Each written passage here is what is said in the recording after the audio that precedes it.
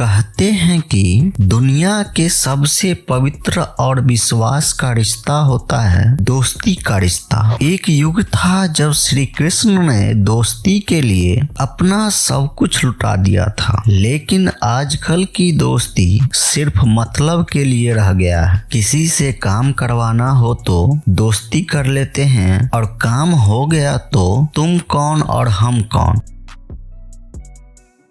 आज हम आपको एक ऐसी ही कहानी बताने जा रहे हैं जिसमें एक लड़की को दोस्ती करने का एक बहुत ही दर्दनाक अंजाम मिला। कहानी है 16 साल की लड़की की जिसे अपने दोस्तों पर भरोसा करना भारी पड़ गया। उन दोस्तों ने उसे टॉर्चर के बाद ऐसी मौत दी जिसे सुनकर किसी की भी रूह कांप जाए। आखिर कौन थी वह लड़की और किस बात की उसे ऐसी सजा मिली, चलिए जानते हैं। आगे बढ़ने से पहले अगर आप हमारे चैनल पर नए हैं तो चैनल को सब्सक्राइब जरूर कर ले ताकि हमारा हौसला बढ़ता रहे और आपके बीच ऐसी ही कहानी लाते रहे। कहानी है सुजैन कैपर की, जो इंग्लैंड के ग्रेटर मैनचेस्टर में अपने माता पिता के साथ रहती थी। उसकी एक बहन है जिसका नाम मिशेल है। उसकी माँ एलिजाबेथ ने जॉन कैपर से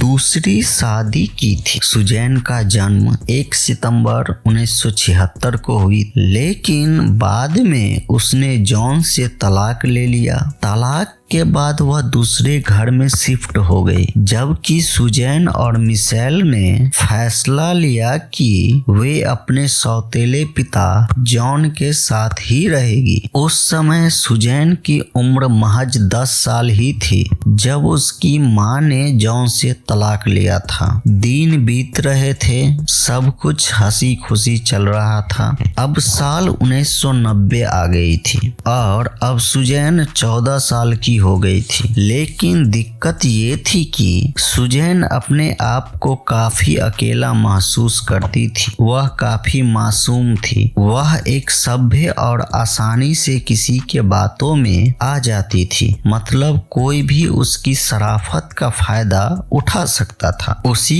के घर के पास एक जीन पॉवेल नाम की महिला रहती थी। सुजैन की जीन से दोस्ती हो जाती है। जीन का उम्र 26 साल थी। वह इस घर में जीन के साथ क्लिकफोर्ड पुक नाम का लड़का भी रहता था। यहाँ जीन के साथ उसके 3 बच्चे, उसका भाई, उसका ex husband Glen Powell, Anthony Mitchell, Dudson और जेफरी लॉर्ड नामक लड़का भी रहता था। जीन अपने पति ग्लेन से अलग हो गई थी, लेकिन दोनों के बीच दोस्ती का रिश्ता बना ही था और वह पास के घर में ही रह रहा था। वहां आना जाना लगा रहता था। जीन पॉवेल 97 लैगवर्थी रोड मोस्टन में रहती है, जो छोटा सा विक्टोरियन घर था। यहाँ से वह ड्रग्स का कारोबार करती थी और चोरी के सामान को बेचती थी। मिशेल, जो सुजैन की बहन है, वह भी कुछ समय के लिए जीन के साथ रही थी। अगस्त 1992 में मिशेल बाहर चली गई क्योंकि उसे जीन के बुरे नए दोस्त पसंद ही नहीं थे। जेफरी आपराधिक किस्म का लड़का था। वह नशे के कारोबार से जुड़ा हुआ था और उस पर कई पुलिस केस भी चल रहे थे। वह यहाँ भी अक्सर ड्रग्स लेकर आता और सभी को ड्रग्स का सेवन कराता। जब सुजैन के पिता को यह बात पता चला कि उनकी बेटी जीन के घर में काफी समय बिता रही है, कभी कभी वह उन्हीं के घर में रात को भी रुक जाती थी, लेकिन ज्यादा दिक्कत नहीं थी। उस बात से उन्हें लगा कि चलो सुजैन को आखिर कोई तो दोस्त मिला। अब उसके चेहरे पर काफी खुशी देखने को मिलती थी, लेकिन उन्हें यह नहीं पता था कि इस घर में क्या सब चल रहा है। अब सुजैन को इन लोगों के साथ रहना इतना पसंद था कि वह उनके बिना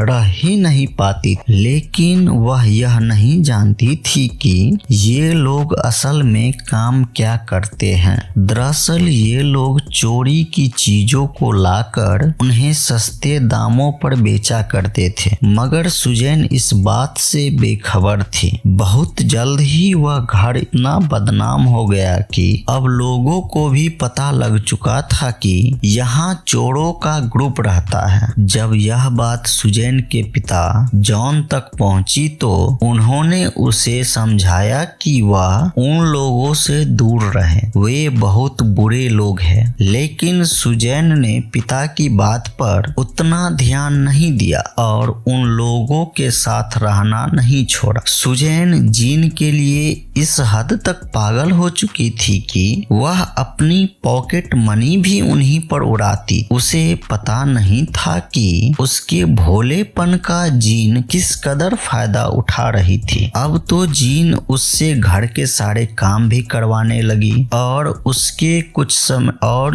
कुछ समय बाद जीन ने बाकी दूसरों के घरों में भी उससे काम करवाना शुरू करवा दिया और काम के बदले जो पैसे मिलते थे उन्हें भी जीन खुद रख लेती थी। लेकिन अभी भी सुजैन उसे अपना अच्छा दोस्त मानती थी और जीन के इशारे पर सारे काम भी करती थी। लेकिन तभी उनके घर में एक और महिला की एंट्री हुई जिसका नाम बर्नाडेट मैकनीली था। उसकी उम्र 24 साल थी। वह पहले जीन के पड़ोस में 3 घर हटकर 91 नंबर के घर में रहती थी। उसका पति के साथ तलाक हो चुका था। उसके 3 बच्चे थे और एक बॉयफ्रेंड था जिसकी उम्र महज 17 साल ही था। बर्नाडेट का जब जीन के घर में आना जाना शुरू हुआ तभी से यहाँ और ज्यादा दिक्कत आने लगी। दरअसल बर्नाडेट की आदत कुछ ऐसी थी कि वह चाहती थी कि हर कोई उसी की बात माने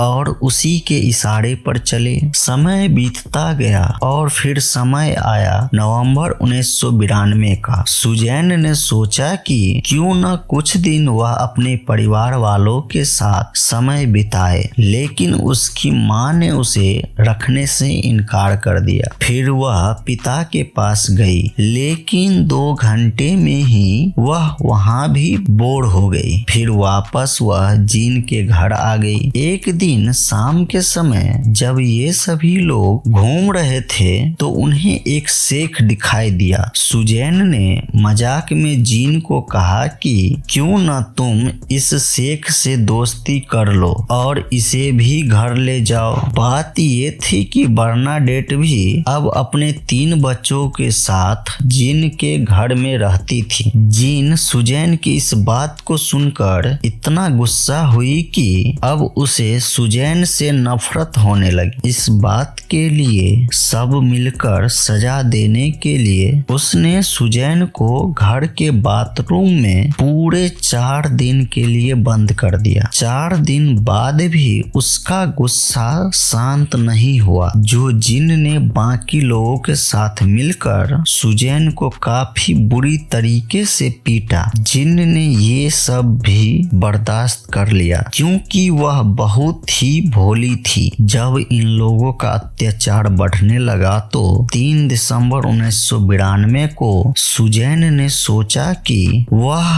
अब यहाँ नहीं रहेगी और वह वहाँ से अपने पिता के घर वापस आ गई। लेकिन सुजैन के जाने के बाद जीन और उसके साथ रहने वाले लोगों को यह बात खटक गई क्योंकि उनके घर से एक फ्री की नौकरानी चली गई थी। उसी बीच बर्नाडेट और डडसन को जघन जू हो गई थी। जू जो बालों में छोटे छोटे कीड़े की तरह होता है, जिसके बारे में उनका मानना था कि वह उस बिस्तर से आया है जिसका इस्तेमाल कैपर किया करती थी, जिसके वजह से उन्हें बाल मुंडवाने पड़े। सुजैन के न होने से उन लोगों के बहुत सारे काम नहीं हो पा रहे थे। उन लोगों ने सोचा कि क्यों न सुजैन से माफी मांगी जाए और वापस यहाँ ले आए। लेकिन उसे यहाँ वापस लाने का मकसद ही कुछ और था। 7 दिसंबर 1992 को वे सुजैन के घर गए। उन्होंने उससे माफी मांगी और कहा कि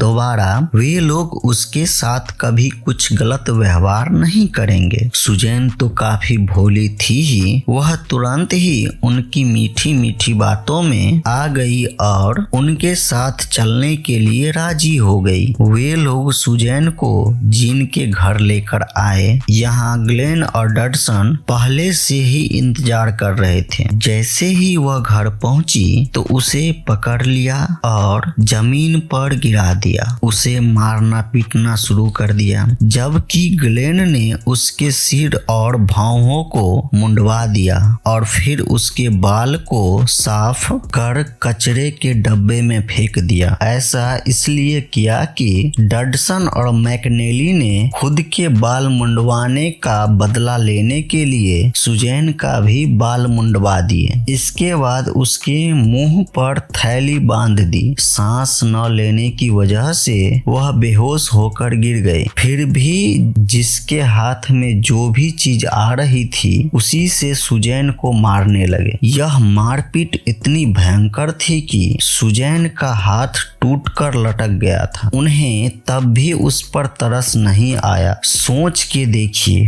वह बच्ची कितनी तकलीफ में होगी। जिसके बाद उसे अलमारी के अंदर बंद कर दिया। अगले सुबह उसे अलमारी से निकालकर ऊपर वाले कमरे में लेकर गए। यहाँ सुजैन को इतनी दर्द हो रही थी कि उसने चीखना चिल्लाना शुरू कर दिया। तब जीन और बर्नाडेट ने सोचा कि ऐसे तो लोगों को पता लग जाएगा कि हमारे घर में कुछ हो रहा है और पहले से लोग हमारे घर पर नजर रखे हुए हैं। और उसे चिंता थी कि जीन और बर्नाडेट के 6 बच्चे भी सुजैन के रोने से परेशान हो सकते हैं। उन्होंने फिर तय किया कि सुजैन को यहाँ से कहीं और लेकर चलते हैं। फिर वे लोग उसे 8 दिसंबर को बर्नाडेट के घर लेकर गए। यहाँ उन्होंने सुजैन को बेड से बांध दिया। फिर जीन और बर्नाडेट ने दोबारा सुजैन को मारना पीटना शुरू कर दिया। आने वाले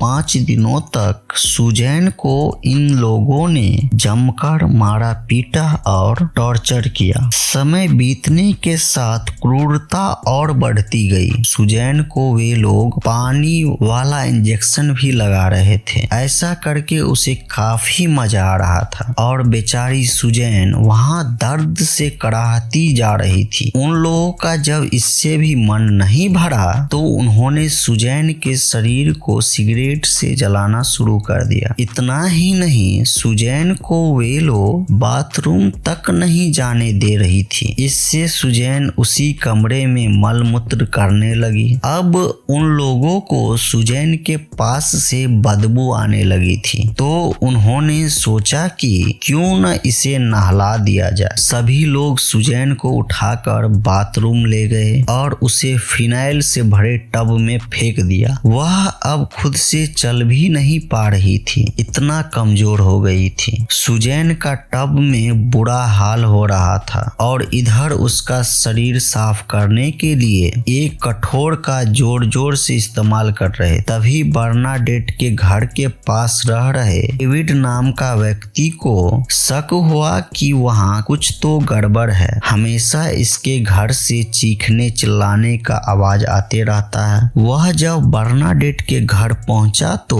उसके होश उड़ गए। डेविड को देखते ही सुजैन ने उससे मदद मांगी, लेकिन डेविड ने साफ तौर पर कह दिया कि वह उसकी मदद नहीं कर सकता, क्योंकि अगर उसने उसकी मदद की तो वे लोग उसका भी ऐसा ही हाल कर देंगे। वह पहले से ही जानता था कि वे लोग आपराधिक प्रवृत्ति के हैं, इसलिए वह सुजैन की मदद नहीं की और वहां से चले गए। सुजैन को लग रहा था कि शायद वे लोग उसे अब छोड़ देंगे, लेकिन जीन और उसके साथियों ने पहले ही मन बना लिया था कि वे लोग सुजैन को जिंदा नहीं छोड़ेंगे। उन्होंने सबसे पहले सुजैन का दांत निकालने का सोचा ताकि मरने के बाद सुजैन का पहचान न हो सके। डडसन, जीन और बर्नाडेट तीनों दरवाजे पर खड़ा था। क्लिकफोर्ड पुक ने उसे अपना मुंह खोलने के लिए कहा। फिर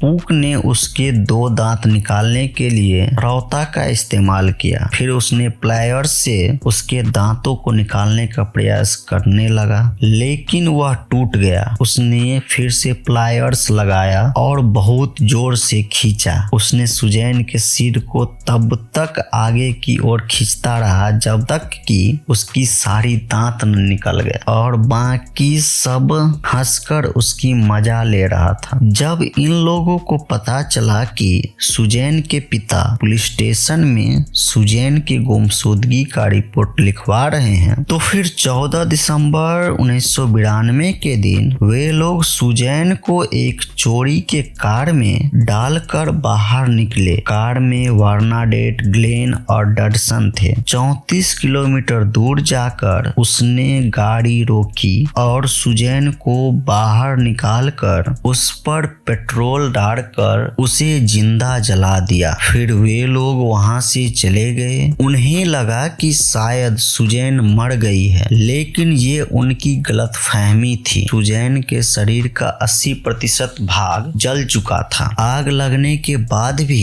सुजैन ने हिम्मत नहीं हारी थी और वह लगभग 800 मीटर तक कंपोस्टल रोड तक लड़खड़ाते हुए आई थी। उसे सुबह 6:10 में बैरी सूट क्लिप और उसके 2 सहयोगियों ने काम पर जाते समय सुजैन को देखा। वह बुरी तरह से जल चुकी थी। वे उसे तुरंत पास के घर में ले गए, जहां माइकल और मार्गरेट कूप नाम के 2 व्यक्ति रहते थे। उसने उसे एम्बुलेंस बुलाने के लिए कहा। माइकल ने कहा उसके दोनों हाथ राख की तरह दिख रहे थे, उसके पैर कच्चे मांस की तरह थे। यह देखकर मैं दंग रह गया। वह लगातार मेरी पत्नी को उसकी सहायता के लिए धन्यवाद दे रही थी। मार्गरेट ने कहा मैंने उसे अपनी बाहों में लेने की कोशिश की, लेकिन उसने खुद को दूर खींच लिया क्योंकि वह किसी का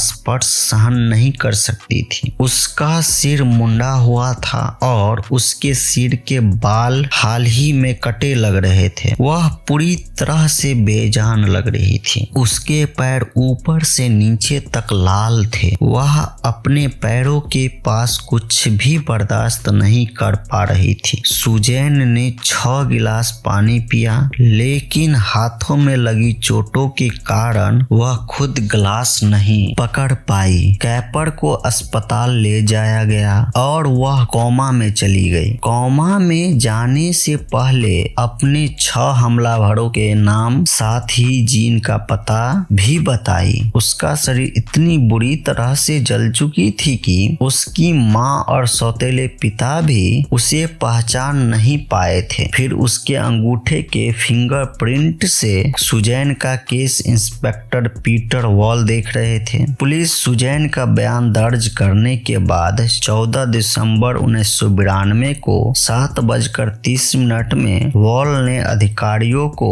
97 लैंगवर्थी रोड पर उपस्थित सभी लोगों को गिरफ्तार करने का आदेश दिया। जब पुलिस जीन और बर्नाडेट को गिरफ्तार कर रहे थे तो दोनों मजाक में इस बात को उड़ा दिया। पुलिस अब इस सब से पूछताछ करना शुरू करते हैं, लेकिन ये लोग सभी बात से इनकार कर देते हैं। पुलिस ने जब सख्ती से पूछताछ की तो एंथनी टूट गया और उसने अपना गुनाह कबूल कर लिया। उसने पूरी बात पुलिस को बताई। सुजैन का 80% से ज्यादा शरीर जल चुका था। शरीर के लगभग सभी अंगों ने काम करना बंद कर दिया था। फिर 18 दिसंबर 1992 के दिन उसने आखिरी सांस ली। कैपर की मौत के बाद उन पर 23 दिसंबर 1992 को उसकी हत्या का आरोप लगाया गया। कोर्ट में सभी आरोपी एक दूसरे पर ही आरोप लगाने लगे। मैंने नहीं बल्कि इन लोगों ने सुजैन को मारा है। कोर्ट ने सभी सबूतों को गवाहों को मद्देनजर रखते देखते हुए क्लिकफोर्ड को 15 साल की जेल की सजा, जेफरी को 12 साल जेल की सजा और एंथनी को 18 साल की जेल की सजा सुनाई गई, जबकि ग्लेन, बर्नाडेट और जीन को उम्र कैद की सजा सुनाई गई, वो भी गैर जमानती। ये कहानी आपको कैसी लगी कमेंट बॉक्स में जरूर बताएं। और क्या दोस्ती करने का यही अंजाम होता है? इस पर आपकी क्या राय है ये भी कमेंट बॉक्स में जरूर बताएं।